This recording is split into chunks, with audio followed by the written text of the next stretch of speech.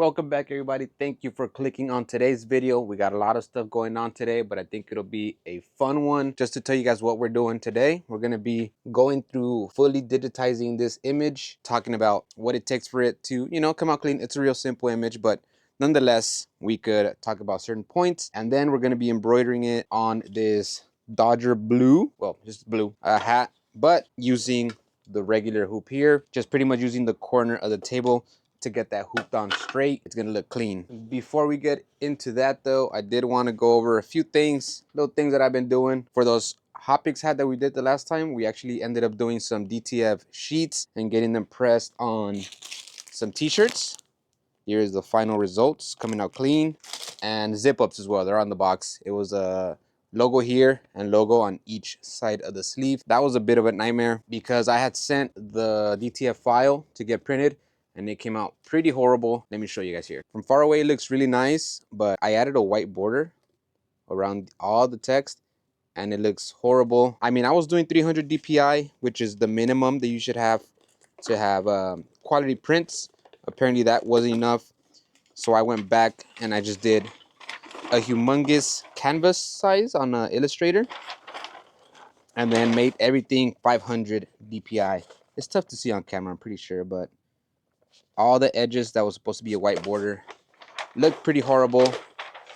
We've had this job sitting here for a week now, so I just wanted to get everything finished, get everything pressed, and I just had to order another one, wait another couple days, but we got it and it came out clean. So finally, just gotta wait for that person to pick that up. Another thing, keep a lookout for hopefully the next video. If this goes through, somebody hit me up. They sent me a picture. They wanted something similar to what I have here. This is my experimental hat. It's almost like a sublimation patch, but they want the border 3D puff. I don't have any type of patches to do it, so I'm trying to do it all from scratch. I've been messing around with settings and how I could do it. I sublimated on a sweater. That patch that we used before, I sublimated onto the twill and onto the patch, but as you can see, either burned or the colors are just not there. And that's about it. I think we'll make a video of it. And also I have this mic that came with the camera that I use. I'm checking it out today, see how it sounds throughout the whole video. So let me know what you guys think. I'm not singing or anything, but hey, if it sounds all right, it sounds all right. If you guys remember, we did like a little remodeling, cleaning up video. We're back.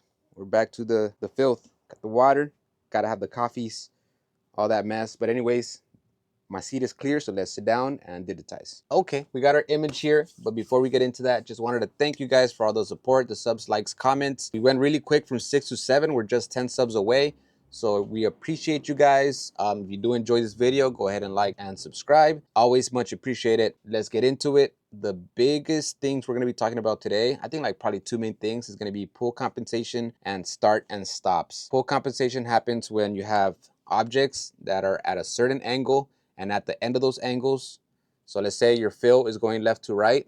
From left to right, that part of the shape gets pulled in because of the tension. Usually happens with like sweaters, with loose fabrics pretty much. We'll talk about how to tackle those things so it doesn't happen, and the start and stops just so you don't have a bunch of thread rims, how to avoid them when possible. Let's do this. All right, first of all, nothing crazy. We got this is gonna go on a blue hat, so it'd be best to include the background white. I guess you could just do the black on the hat, but it'll look kind of empty. Let's go ahead, add the white here, which is the face, and then we'll add the border and talk about pull comp a little bit. So that's that. What you could do, this is Hatch 2 by the way, what you could do on Hatch is go to layouts, create outlines and offsets. It creates it right on it, but I want a satin, that is too thick. We'll do 45. I might do a whole stitch out first to see how it actually comes out before doing it on the hat, but anyways. So what happens here, let's say this is angled, and this will happen in any angle. Let's say it's angled like that. These parts here of the fill are gonna get pulled in just a little bit to where you'll stitch it out your sweater and you'll have a gap in between the fill and the border. That's probably one of the biggest troubles when it comes to embroidery, or like people that are not too familiar with embroidery. They'll always have that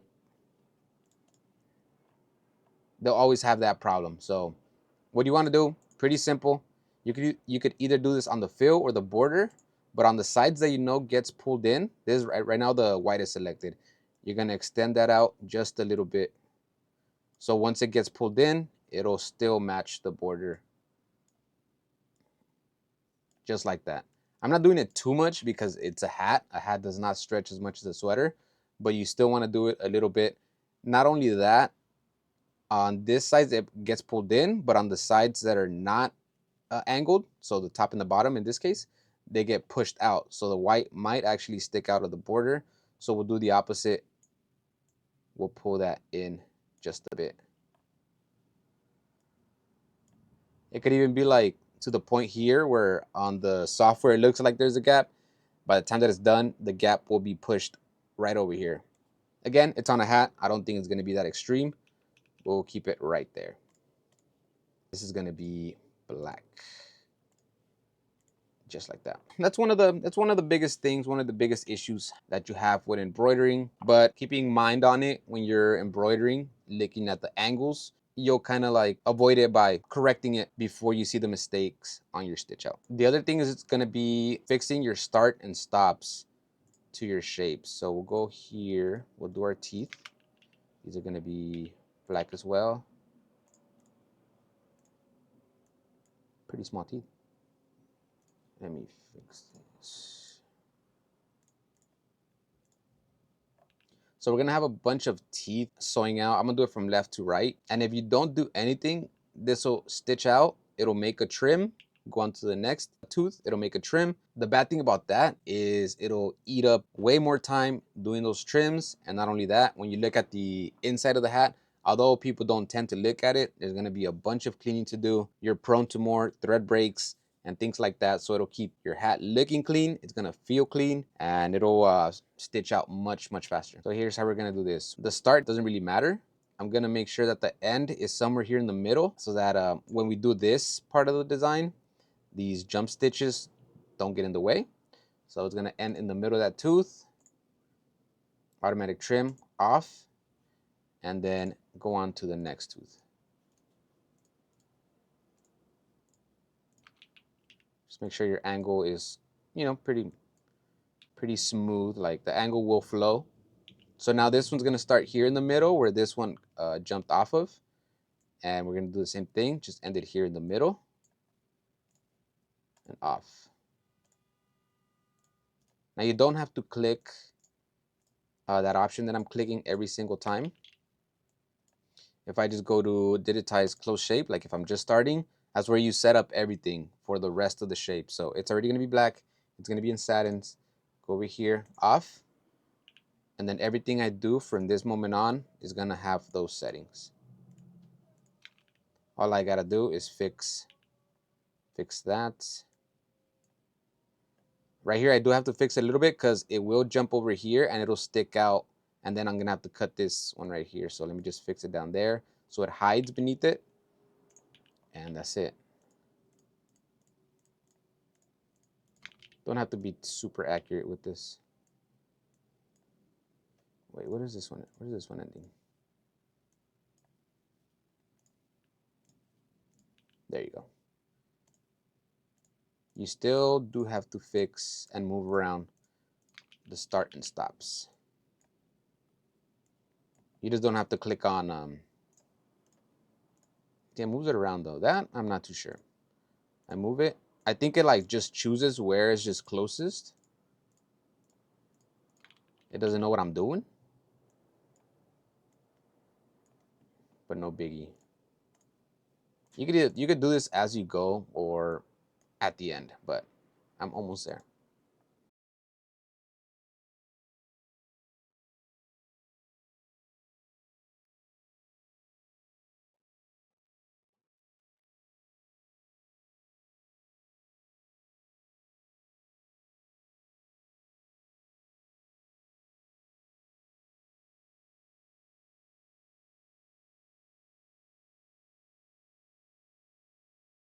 Okay, here we are at the end.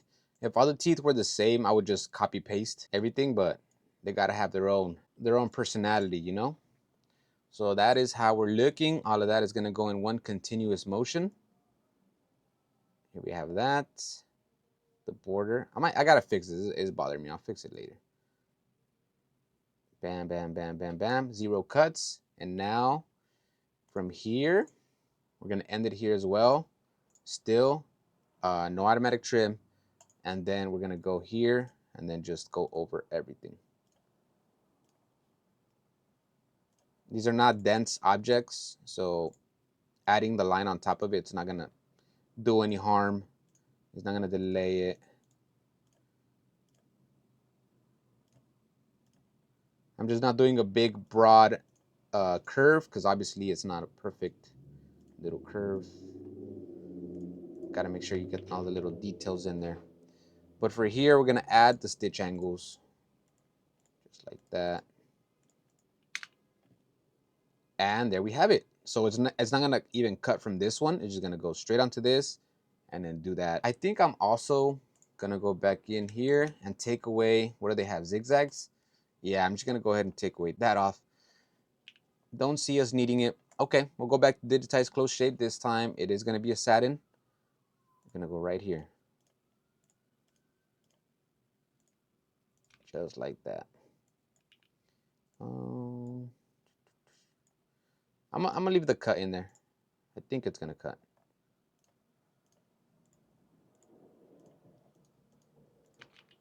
That. Make sure the angle is nice. And the same thing over here. Well, there's not gonna be a satin. It's on satins right now, but I'm gonna put it back to Tommy.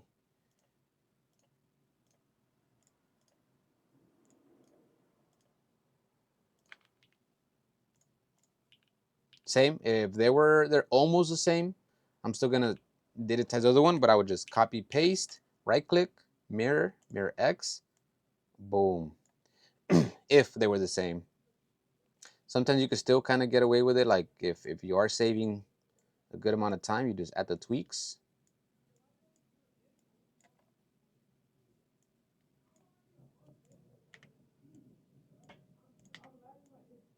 See that?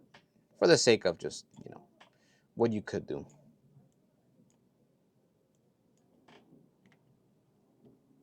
What did I do here? Okay. See that? See that? What you also want to do, keep in mind, this direction is going left to right. To make it just stand out a little bit, going the opposite direction helps with that. Sometimes the thread kind of just like blends in together a little too much, and that's not what we want right now. Let's go back to these. These are going to be satin. Again, since we got a bit of an arc, let's add the angle there. I'm going to leave whatever underlay it has on there. I'm going to leave it. You could probably take it off. Usually when I take underlay off and it's a similar shape to this, I also put up the density. What I'm going to do, because we have a solid color in the back, I am going to put that a little bit. Same with these, because they're satins. I don't think I need to do it on that. Why not? Let's do it. At the density just by 1 click or 2 clicks. I don't think I need to do that to the teeth, but here it is. I actually had one already that I had previously done, but this one is too big, way too big. But it's about the same thing, except here I had the fill going up and down. This one here I have it left to right. Let me fix the top of this dude's head. Something wrong with it. Too pointy. Can I delete that? There you go. Just needed to delete that node. I'm gonna sew this one out just to make sure. I know the other one's already perfect, but I don't want to use that one because we obviously digitize this one. So I'm gonna sew this one out on a flat, and then we'll take a look at it, and then we'll hoop it to the back of the hat again using a regular hoop and get it running. You guys remember when we stitched out the robe? Same stabilizer. Can't let it go to waste. All right, got it here. The only thing I did was, instead of the background being white, I did it black just so it's easier to see if anything sticks out. Because it's white here, they'll kind of blend in together. So let's do the trace. Looks good. I'm gonna skip this part. I'm gonna show you guys how it comes out in just a second. Here we are. I'm gonna take it off so it actually does the trims on that tooth, on the nose, and on the eyes to the eyebrows as well. Besides that, I think it looks pretty clean. Let me do those changes and let's hoop this up. I hope this goes smooth. I don't have a clear technique. All I'm trying to do is get this centered perfectly where there's the same amount of space here and here. Eventually having this, the ending of the hat, also have the same amount of space with this and this. I do want to make sure that I have the hoop set correctly and I'm not struggling later. So here, as you can see, I have way less space here in this area than here. It's just a bit. It wouldn't be too bad because his face is not too symmetrical. He's kind of like leaning, but I still want to get the hoop a little bit more in there so I have more space to play around here. So let me redo this real quick. Hopefully, real quick. Some people also like they clamp a piece of wood, thinner piece of wood that sticks out, and it's much easier just to put it on that thin wood than, well, the corner of a table. We'll start off by lining this up nicely. Let's get more of the hat.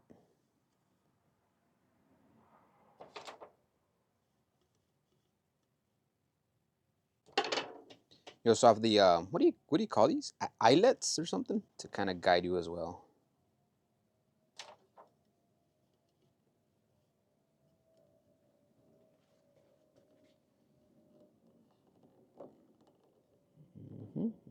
Not too bad. Come on.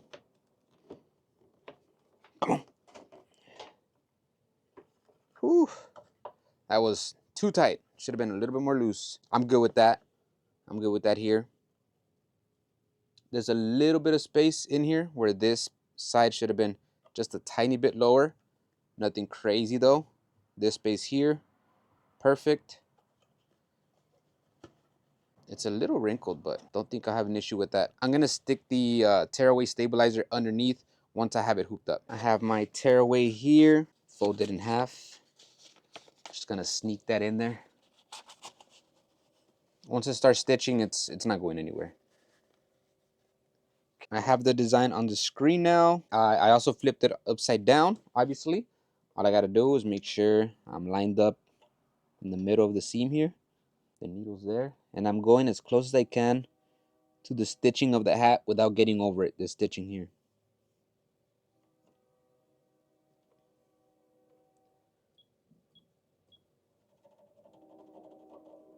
It doesn't go over the little holes of the hat there. It's perfect.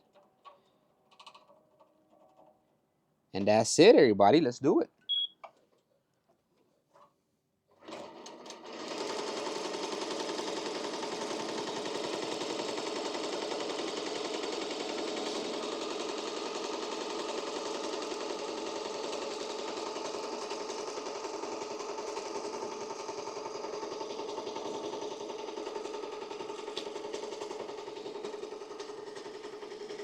Let's go ahead and crank it up just a bit. Let's try 750 right now. 9 minutes. Somebody recently asked me which thread I like the most because on that video I mentioned the Amazon brands, which are Sim Thread and Bro Thread. I have Candle that I've been trying out, and Madeira, which are these right here. I do have my thoughts on that. Ultimately, they all look good on the finished product. For me, it's all about the trouble that it gives you throughout your job.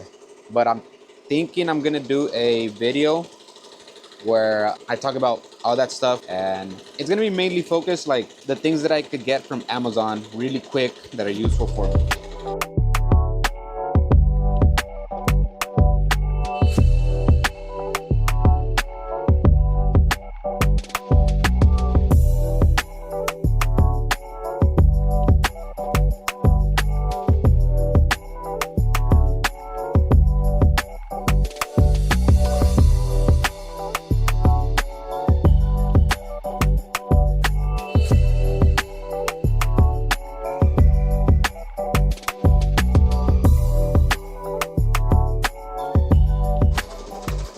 just about done here. That's looking nice and crispy.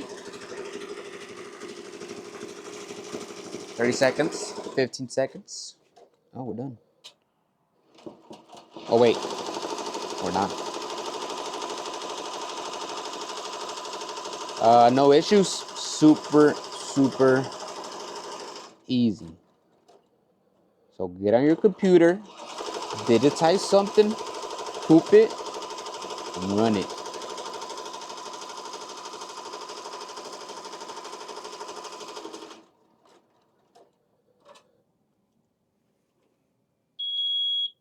Here we have it in the back of a hat. Even though the border's really thin, we came in really clean, crispy. Even if the white did come out a little bit, I would go in with a fabric marker and just marker it up black. See, pretty clean here on the teeth, not a bunch of threads sticking up. We're just gonna have to snip a little bit here. A little lighter work. Bam. Of course, we are gonna have to wet it from the hoop burn. Around here, that goes away. You wet it. I wet it tonight. Tomorrow morning, it's gone. Here we have it. There's actually a new brand. We never had this type of hat before. Nissi caps. Bam. Well, it's not gonna go like this in the front, but here it is. What do you guys think? Adding something to the back of the hat is definitely definitely unique. Same as adding something on the left or the right of it. It adds a touch that not many other hats have, so it's not that hard. You can just hoop that with a regular hoop. It doesn't have to be the actual cap hoop, and as long as you line it up pretty straight, you're good to go. And that's it for this one. Let me know what you guys thought about the digitizing the hat again. Appreciate you guys very much. That's it for this one. I'll see you guys very soon if the heat allows me. Deuces.